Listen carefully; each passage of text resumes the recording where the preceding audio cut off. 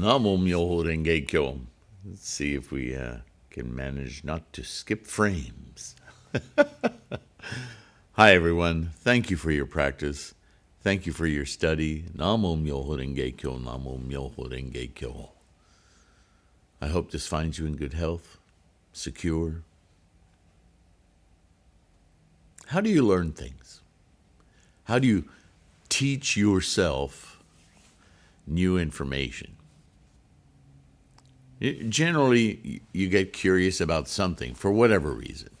Maybe you stumble over something in your life and you just, what the heck is that?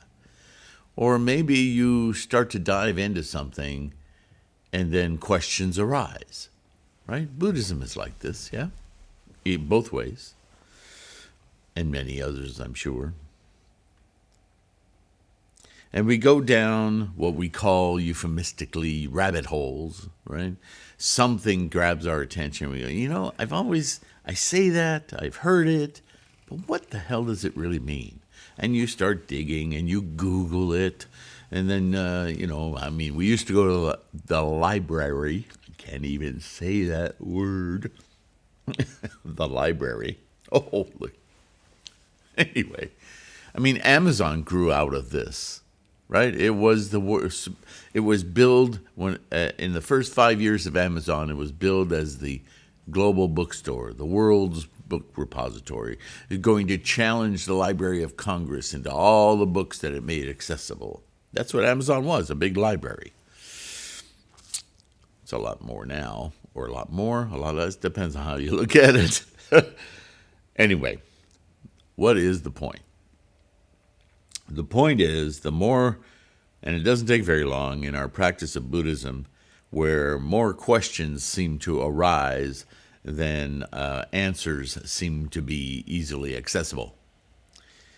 And I have to tell you, this is a paradigm of Buddhism, what I'm about to say, but it's not obvious when you first start. You hear me say all the time, nobody can hand you Buddhahood, enlightenment. It's something you must do for yourself. Well, guess what? That's true about every single step of your process of enlightenment, your study of Buddhism. No matter how many words I put in these videos and how many free documents I put on threefoldlotus.com, how many books I assemble on the various aspects and teachings of Buddhism, ultimately it's you. You have to go through and figure this stuff out for yourself, because it's your enlightenment, right? I can't hand you mine. So, why am I saying all of this? In the context of this series that we're doing, Nichiren on Mandala and Gohonzon, which I've captured in a book. This is what I've been doing now with the ebooks on threefoldlotus.com, is capturing the same go-shows that we've gone through already, but I'm finding specific letters and writings of Nichiren that apply to a certain idea, concept, rabbit hole of Buddhism that we often have questions about, but there's no library book that says, what is this? I was going to say karma, but there are lots of opinions on karma. But what's Nichiren's opinion on karma? What more to the point right now is, what does Nichiren say about Mandala, and how is what he says about Gohonzon not Mandala? How are there two things? Because there's a tremendous amount of confusion today with people and organizations calling this scroll that you see behind me, or a version of it, the Gohonzon. But it is not. It is the mandala of Nichiren's doctrine.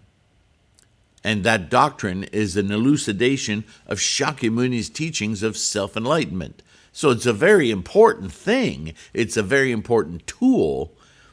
And its use as a mandala, a mental focal point, allows us to penetrate quickly and easily Gohonzon, which is the experience, not the scroll, the experience of Buddha-ness. It's a very distinct, different thing. One is physical, one is mental. And this is the transmigration, the word we hear all the time, of our samsaric reality versus universal engine of life, life happening moment to moment, perception, understanding, experience. Right? So we throw a bunch of words at it. Yay. But I wanted to take a moment, and I will continue. We are in one of his largest treatises, The Opening of the Eyes, so we're dealing with this all the time. But I wanted to take a moment to pause and give you another frame of reference. So what is this mandala? Because we're talking a lot about Gohonzon right now, this self-enlightening experience, yeah? And Nichiren gives a bunch of historic background, not to make us historians, but to indicate that throughout the teachings, the entire 50 years of Shakyamuni's teaching, he was trying to get human minds to understand, to open, to get that door open from samsara to this other way of experiencing the entirety of life in each moment, not the collection of data that we tend to call life, right? In North America, it's the two-story house with the white picket fence, the 2.3 children, right? We've all heard that because that's conceptually how human beings think of life, by the possessions and how much of them and how they're managed. We are our jobs, our careers, right? All of that samsaric thinking, that is not enlightenment. That is, if you will, in Buddhist terms, the trap of suffering. That is the incessant hell of constant suffering. Because to have and hold something is a denial that every moment it's reinstantiated. So in that denial, there is the construct of ownership that makes us stress and anxious about it, even if it's unconscious. The very act of saying, this is who I am, is, boom, stops time from progressing. And we're simply not that. We're hurtling through time-space, constantly constructing anew an idea of self and other. And that dichotomy is what trips us up. If we can understand that all things, including whatever the self might be identified as a moment-to-moment construction that's constantly reinstantiating, albeit with slight differences, time, momentum, we begin to see our experience of life differently. There's a shift. Gohonzon. But now, so mandala, if we back off just a little further from this word mandala, which is indicating the transmigratory focal, what is this coming together of focus, which is mandala? What is the scroll? Why is this scroll, this particular scroll, the mandala for our focus to penetrate our mind of Gohonzon? Right? There's all these technical machinations of mind. Well, Nichiren's great contribution to you and I, because he's our contemporary mentor, to our understanding of Shakyamuni's teaching, to the core essence of self-enlightenment per Shakyamuni's teaching of it, of Buddhism, of attaining this mind state,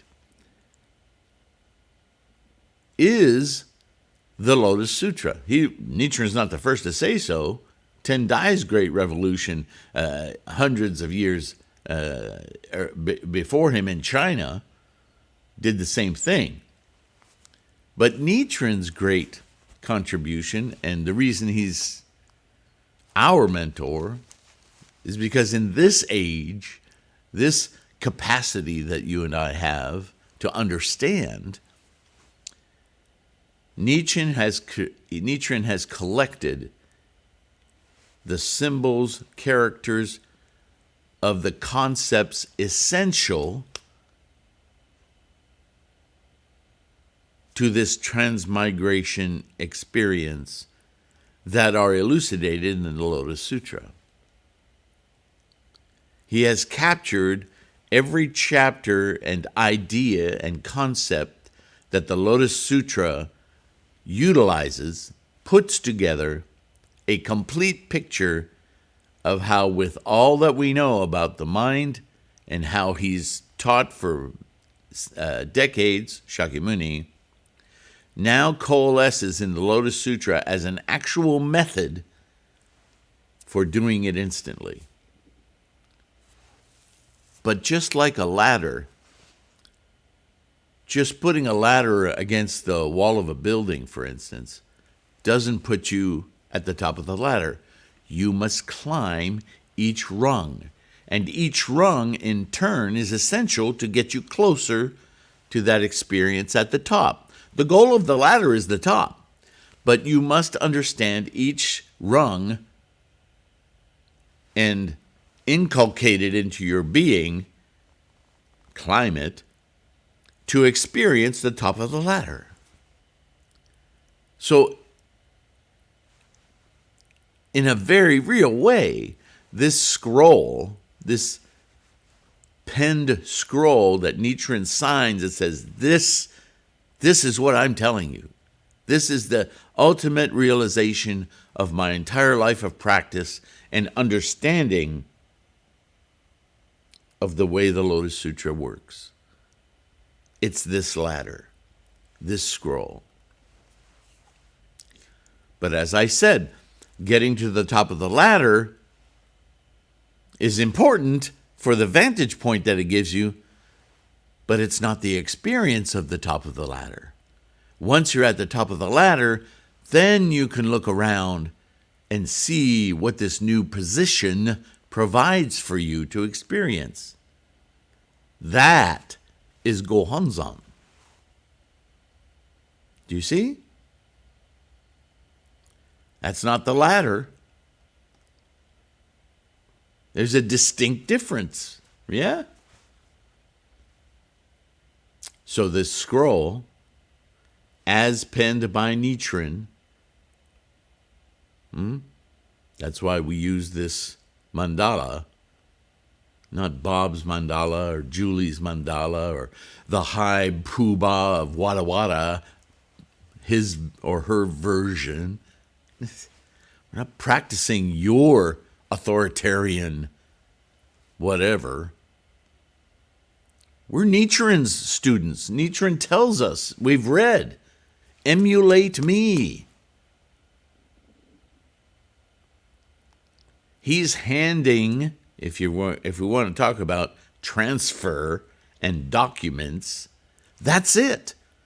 Nichiren transferred to you and to me this mandala. End of story. It doesn't go through some other organization of privileged whatevers. No, it's a direct bequeathing of this tool that Nichiren collected as bequeathed to him through the scholarship of everyone that came before him. Dengyo, Miao Lo, Tendai, Vasubandhu, Nagarjuna, all the way back to Shakyamuni. Nichiren's just getting out of the way. He's saying, here, look, here's the lens so you can see for yourself. He handed it directly to you and I. That's why I make it so easily available, as easily available as I can. Heck, you can download it on threefoldlotus.com, a digital copy, and print it out on whatever lovely paper you want. Of course, you don't want to use a paper that's distracting, because your focus has to be on these concepts. Back to the rabbit hole. All of the concepts on this scroll you can take individually, and I encourage you to take a look at this book that I've also made available as an e-book to download, the Gohonzon map. This is the map, and in here are excellent stories about each and every character on the map. So you can take a character and you can start studying, not only in this book will get you started, but it'll have a lot of aha moments in it.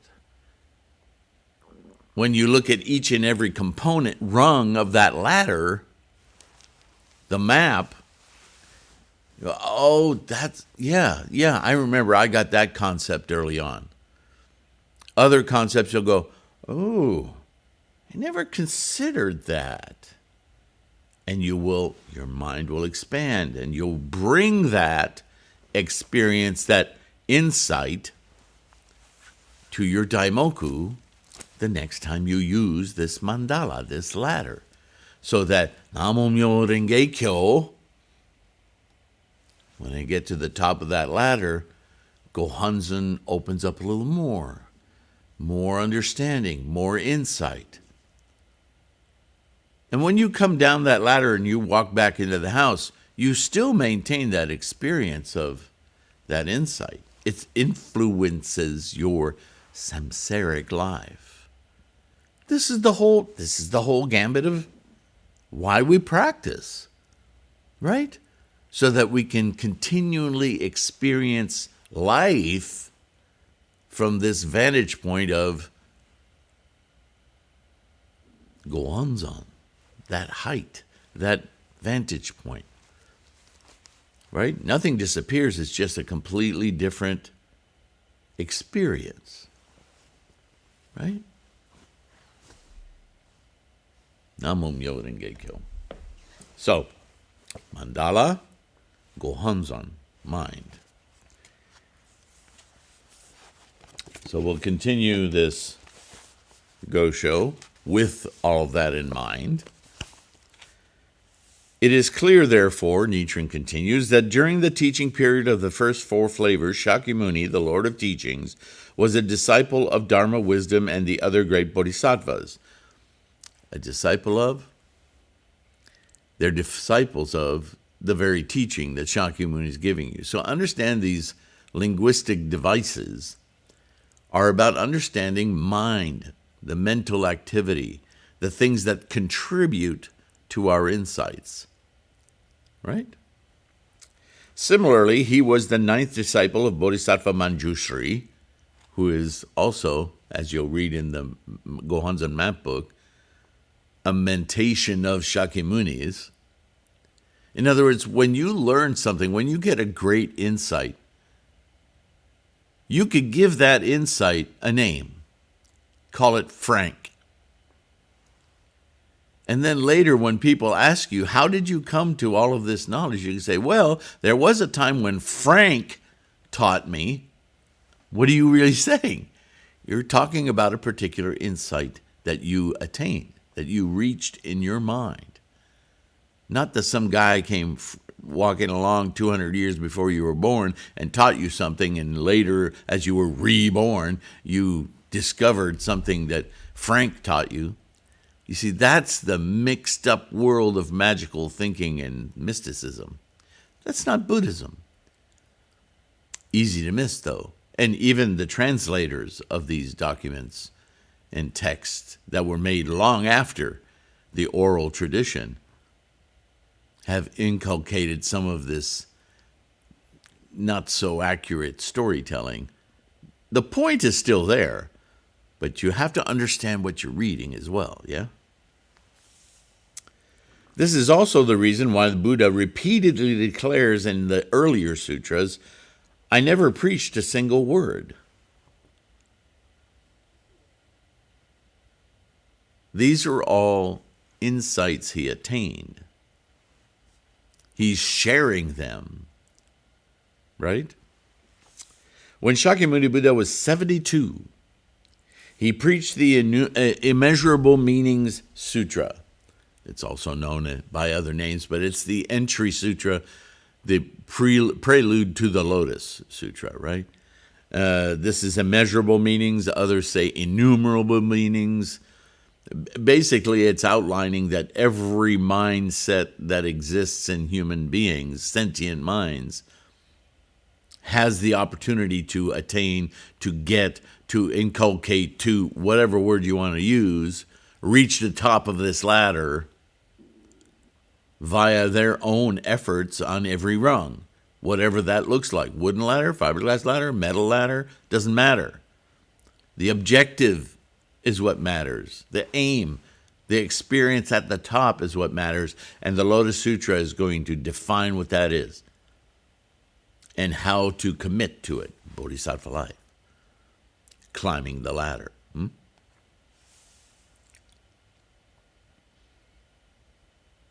He preached the Immeasurable Meaning Sutra on Eagle Peak in the kingdom of Magadha.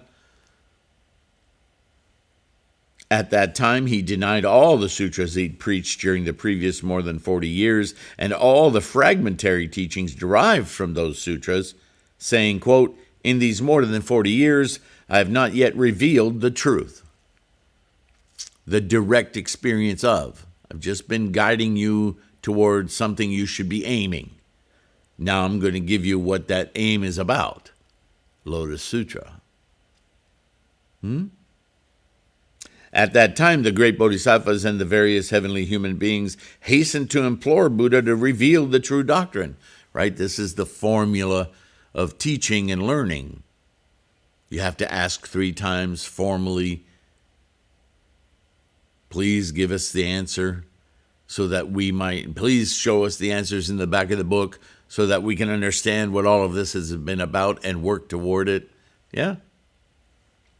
In fact, in the Immeasurable Meaning Sutra, he made a single pronouncement that appeared to suggest the true doctrine, but he did not elaborate on it. You remember what that is? Right? Shariputra, there are not 2, there are not 3 ways of doing this. There is only the one. It was like the moment when the moon is about to rise. The moon is still hidden behind the eastern hill, and although its glow begins to light the western hills, people cannot see the body of the moon itself. Here it comes. In the Expedient Means chapter, the second chapter of the actual Lotus Sutra, in the section that concisely reveals the replacement of the 3 vehicles with the one vehicle, the Buddha briefly explained the concept of 3,000 realms in a single thought moment of life. 3,000 realms, it's back. It's constant. The doctrine that he kept in mind for his final revelation. But because this was the first time he had touched on the subject, it was only dimly apprehended, like the first note of a cuckoo heard by someone drowsy with sleep, or like the moon appearing over the rim of the hill, but veiled in thin clouds.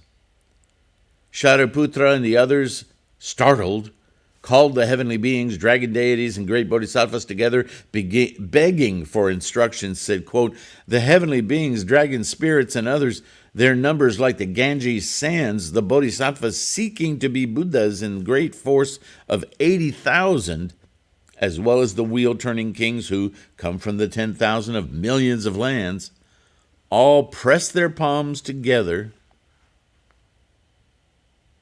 and fold their hands with reverent minds, wish to hear the teaching of perfect endowment.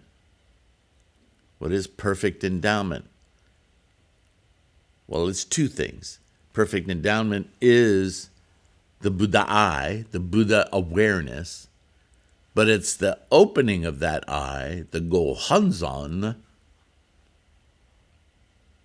that provides for us to experience it. Now you know. This is the Gohonzon,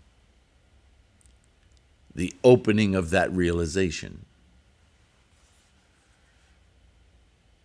The profound meaning of the four Mahayana treatises, another commentary stated, quote, Sad connotes 6. In India, the number 6 implies perfect endowment, end quote. In this commentary, Chitsang writes, Sad is translated as perfect endowment. In the 8th volume of his profound meaning of the Lotus Sutra, Tendai remarks, Sad is a Sanskrit word which is translated as myo, or wonderful. Right? What are we talking about, Sad? If you don't know the Indian, is it Prakrit? It's Sanskrit, really. Sadharma Pundarika Sutra. Sadharma Pundarika Sutra. Right? It's the wonderful Lotus teaching. That's the Sanskrit title. But it translates with its symbols, its meanings, as Myoho Renge Kyo. Myoho, remember, we've gone through this. You can download a chart on what each character of the Daimoku means on threefoldlotus.com, yeah. Bodhisattva Nagarjuna, in the heart of his 1,000-volume treatise on the great perfection of wisdom, comments, Sad signifies 6. Numerology was very big in India, still is today, and in China. Nagarjuna was the 13th in the lineage of the Buddha's successors, the founder of the True Word, Flower Garland, and other schools, a great sage of the first stage of development, and the person whose true identity was the thus come one Dharma Cloud's Freedom King. He would attain in his future Buddhahood, yeah? The characters Myoho Renge Kyo are Chinese. In India, the Lotus Sutra is called the Sadharma Pundarika Sutra. This is a note that I put in here.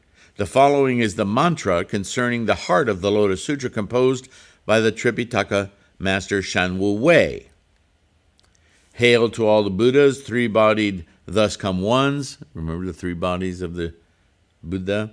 Open the door to show me, cause me to awaken to, and to enter into the wisdom and insight of all the Buddhas, you who are like space and who have freed yourself from form. This is all about the mind, yeah? O Sutra of the White Lotus of the correct law, cause me to enter into, to be everywhere within, to dwell in, and to rejoice in you, O adamantine protector, O empty, aspect-free, and desire-free sutra. Okay, this is a mantra that Tripitaka Master Shanwu Wei came up with. It wasn't the title of the teaching. He was trying to capture what the teaching was saying. But he did it in his own way. Not as effective, still a person trying to attain something other. See, that's, again, missing the true teaching of the Lotus Sutra.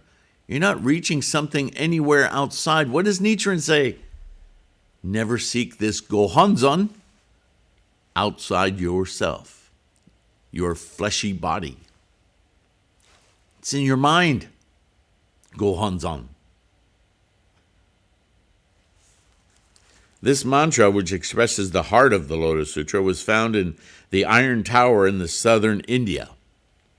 In this mantra, Sadharma means correct law or truth.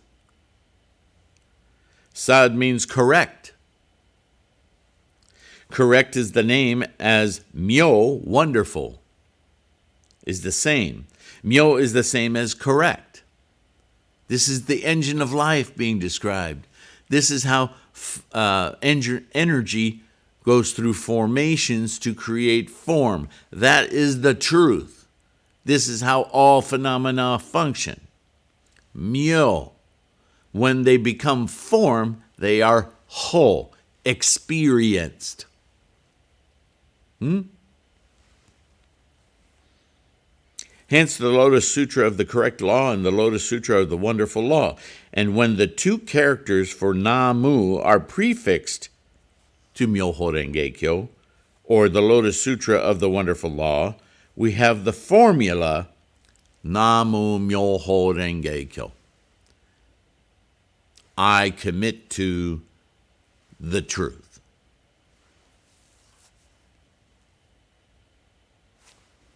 Myo means perfect endowment. Of course it does. From energy through formation to experience,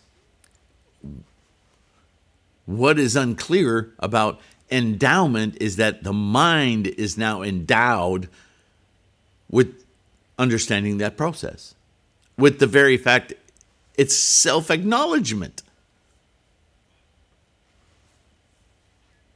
Remember, Buddha state, Buddha awareness is innate, part of the very essence of how the sentient mind comes to be, moment to moment to moment to moment to moment. Of course it's perfect endowment. What else could it be? And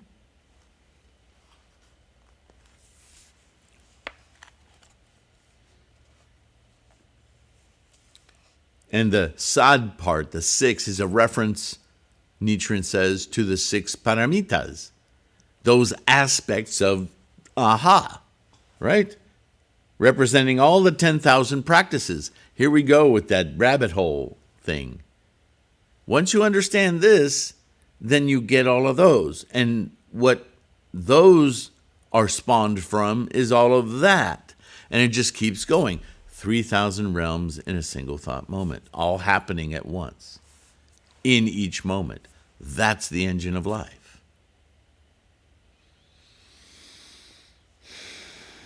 When people ask to hear the teachings of perfect endowment, they are asking how they may gain the perfect endowment of the 6 paramitas and the 10,000 practices of the bodhisattvas. Not to do the practices, to understand those aspects of practice which are enumerating aspects of experience, of the mind. In the phrase perfect endowment, endowment refers to the mutual possession of the 10 worlds, while perfect means that since there is mutual possession of the 10 worlds, then any one world contains all of the others, indicating that this is perfect. How soon are we going to get to 3,000 realms in a single thought moment? It's what he's saying. The Lotus Sutra is a single work consisting of 8 volumes, 28 chapters, 69,384 characters. Each and every character is endowed with the character Myo. Right? Because that's what existence is. Anything you experience is the result of formations of energy in a specific form. It's a product. It's a construction. It's a construction of your mind to perceive it. More to the point, it's all going on in your mind. When your mind is gone, what value has anything? Nothing. Only your mind provides value to anything. Here's the knife edge.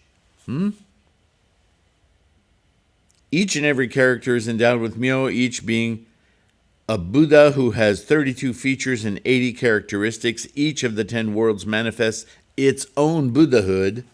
As Miao Lo writes, quote, "Since even Buddhahood is present in all living beings, then all the other worlds are, of course, present too."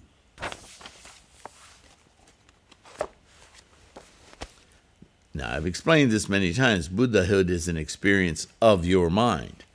But that experience is of the knowledge, the Buddha wisdom, that everything is instantiating moment to moment to moment. So that experience of knowing indicates a process that we all become aware of. And it's true of everything, like this roll of paper towels. It's just how Myoho works. It's the truth. It's the engine of life. I hope I remember to put a link in the description of this videos of a recent video I watched by Lawrence Krauss, a great science communicator. He's a cosmologist. Also has spent time in particle physics and other things. Talking about why do we have something rather than nothing, right? The question of where's the universe come from? Why is there anything rather than just nothing, right? It's the same kind of question we ask, Nagarjuna asked and solved the puzzle of emptiness. What are we really saying? The first thing that we miss in our opinions is that we're momentum. We're moving moment to moment, reinstantiating. We don't think that way because we like everything to be concrete. I have this forever and ever. I have this. It is mine. Is an illusion of possessing things that have manifested in time previous to now. They are not what they were whenever we thought we gained possession of them. That is a wrong way to think about everything in our lives. This is what Buddhism is tackling. Basically, Buddhism says that activity is why you suffer. If you understood that everything is in this moment, and into the next, happening, being, life is a verb, not a noun, then that stress just evaporates. You're free to enjoy things as they are being.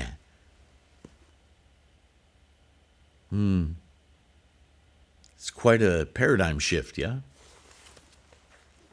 But in this video that I'm referencing of Lawrence Krauss, he says so many things, and you'll recognize in his rhetoric as he's talking to a group of some students and others, along with other speakers. This is just a section of the talk. He'll say things and you'll go, crap, that's Buddhism. He's not presenting his information from a standpoint of Buddhist. He's very anti-religion, as I am, as any true Buddhist would be, because religion is this inculcation of the past and making things separate and giving power to things that don't exist, creating mystical ideas of purpose when really there is only being.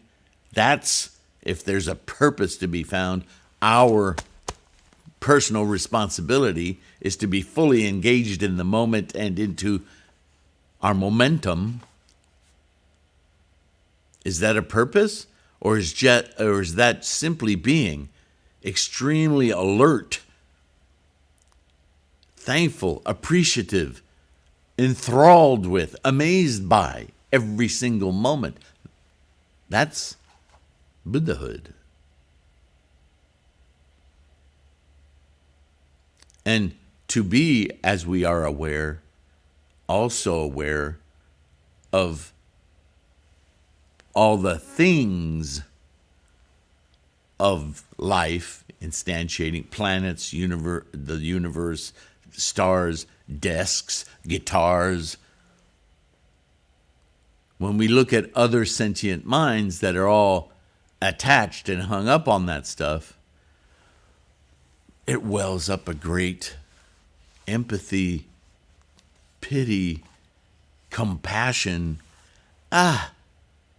Yeah, that's all great and well and good, but you're perceiving it incorrectly. Let me show you how much more all of this stuff means via the verb of life rather than the collection of nouns, the database, the warehouse. Stop judging, experiencing your life based on the stuff. Be in your life now and let all the stuff be with you and you with it. No stress. right? No ownership. Do you see this dividing line? Just like mandala, physical, object, lesson, concepts, inculcated, focal point, ladder, to get your mind free of your ownership of those things and simply experience the top of the ladder. From there, how could you not look down the ladder and be appreciative? But that's the point. The ladder didn't get you to the top of it because you have some sort of permanent claim to it. It performed the function of getting you there. It's a tool, just like the mandala. Your mental experience of the top of the ladder, myoho renge kyo, renge, that's what it's all about. Where are we time-wise? Okay, got to wrap this up. The Buddha replied to the request of his listeners by saying that, quote, the Buddhas wish to open the door of Buddha wisdom to all living beings. Is that not Gohonzon? The door, gate, whatever translation you're reading? Eyelid?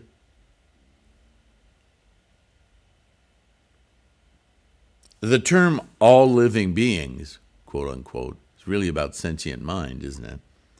Here refers to Shariputra, and it also refers to Ichantikas, persons of incorrigible disbelief. It also refers to the 9 realms, worlds, wherever you're existing in your thoughts. Thus, the Buddha fulfilled his words, quote, living beings are numberless. I vow to save them all, end quote.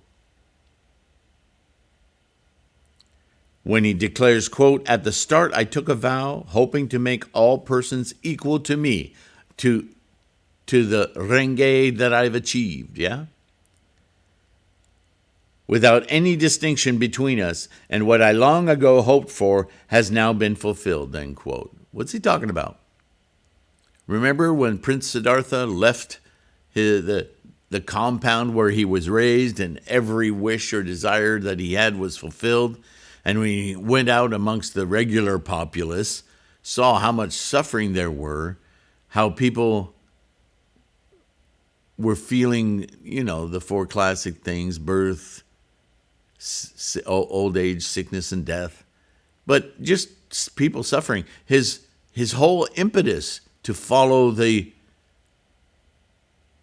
Buddhist life, it wasn't the Buddhist life then. He created Buddha and Buddha-ness. He was looking for an answer. How is it that these people are experiencing their lives different from mine? I've gotten sick, but I didn't suffer like this. I didn't die because of it. Sure, because you had everything handed to you. Everything was easy. But isn't there a way that simply with our minds? I mean, my mindset was so different inside the kingdom. Outside the kingdom, all these other things are happening that just, they make me sad. They make me want to fix them. They make me want to, there's got to be a way in the mind to experience life, no matter what obstacles we may face, sickness or old age, as ultimately amazing. There's got to be a switch. How do we do it? How do I help all these people understand that they don't have to suffer this way? Might have sounded like a stupid thing for a young boy to think, or a young man to think. But that's what set him on his journey, right? And now he's saying, as he enters the Lotus Sutra teaching, he's found it. He's found this way of experiencing all of the same things in life, but from a perspective of deep wonder and amazement the process rather than staying hooked into all of the detritus, if you will, the accumulation of things that one drags along through time that one needn't do so. How do we describe that? How do we experience that? This is what he's about to disseminate. All the great bodhisattvas, heavenly beings, and others, when they had heard the doctrine of the Buddha and comprehended it, said, quote, since times past, often we've heard of the world-honored one's preaching, but we've never heard this kind of profound, wonderful, and superior law, truth. We always saw it as some kind of mystical thing to, enter into some practice so that we one day, maybe in another lifetime, because India was all about reincarnation, yeah? And now suddenly it's not about wishing and praying for a difference. The difference is in our mind. We can simply choose to experience it. Moment to moment to moment to moment. We can do that? How? The great teacher Dengyo comments, quote, since times past, often we've heard the world-honored one's preachings refer to the facts that they had heard him preach the great doctrines of the Flower Garland Sutra and other sutras in the time previous to the preaching of the Lotus Sutra. We have never heard this kind of profound, wonderful, and superior law means that they had never heard the teaching of the one vehicle of Buddhahood propounded in the Lotus Sutra, right? We all get that. They understood, that is, that none of the previous Mahayana sutras, which are as numerous as the sands of the Ganges, and include those of the Flower Garland, Correct and Equal, and Wisdom periods, such as the Profound Secrets and the Mahavarachana, had ever made clear the great principle of the 3,000 realms in a single thought moment of life, the core of the Buddha's lifetime teaching. The very precipice of Gohonzon, the perception of all potential occurring and about to manifest, is the great awakening, the Gohonzon, to then perceive, Buddha-ness. That's how all of this is happening. Now.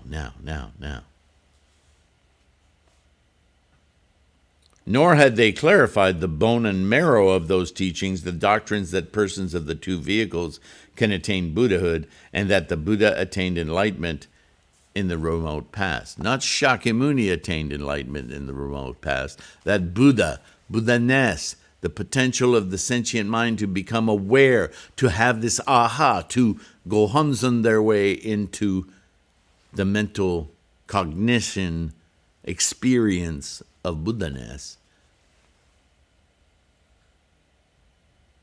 The thing has been happening since before time.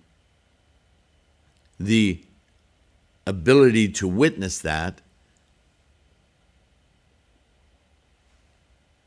came later, but what it's witnessing is timeless, right? Because it's the engine of life. It's always persisted. Otherwise, we wouldn't be. And then we'll start part 2. So that's it for today. I hope that latter analogy was helpful in some way to understand the difference between Mandala and Gohonzon.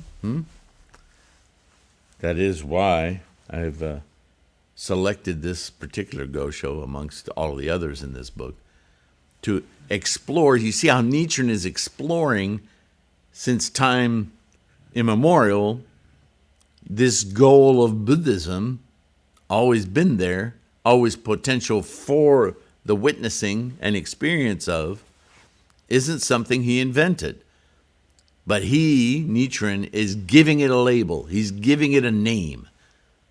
So that with our samsaric passion and craving for identification, we can even identify that moment of clarity. Let's give it a name. Let's know what the top of the ladder is called. Not because it's important to know that, but it gives us a destination in mind to that experience of Buddha-ness. So that when we look at the compendium of the ultimate teaching, the Lotus Sutra, captured in this mandala, we can, with the very invocation of it, Namo Myoho Renge Kyo, down the center, know that we are zipping up that ladder to kick open that door, Gohonzon, and experience now, in this moment, to meet, to be with, to instantiate Gohonzon mind or Buddha-ness, yeah? So, he's talking strictly about this idea of opening that eye of Buddha. That's the title. He's referencing Gohonzon experience, yes? He's just not saying, okay, I'm talking about Gohonzon now, because he doesn't want to nail it down, because it's a particular experience each and every one of us creates, manifests for ourselves. The definition of that experience is yours, not his. So he's not going to label it as something you own. It's an experience, so he's going to talk about the experience, just as Shakyamuni did. And Dengyo, and Tendai. 3,000 realms in a single thought moment. That's more important to our understanding than a mere label. If there's a label that has any ultimate meaning, it's this attempt at Buddhahood, which I'm sure is translated from words that really mean this altered mind state of perceiving without time the moment-to-moment instantiation of being.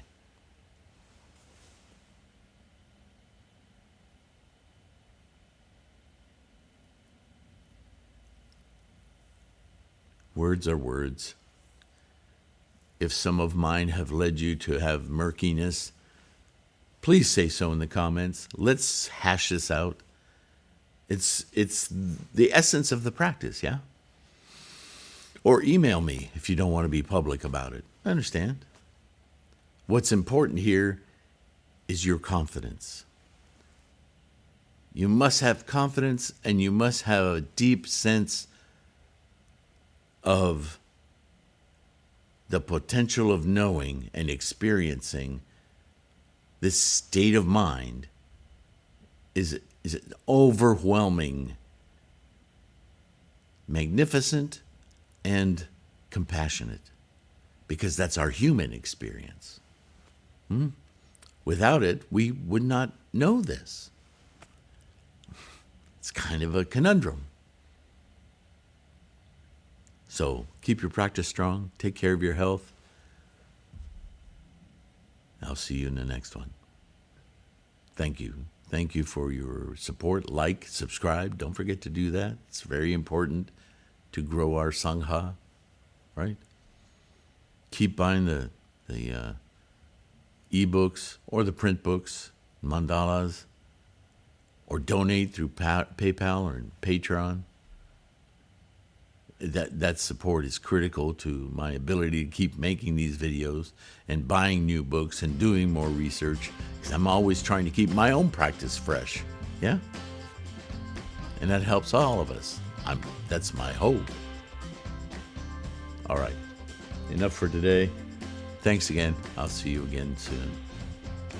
Bye for now.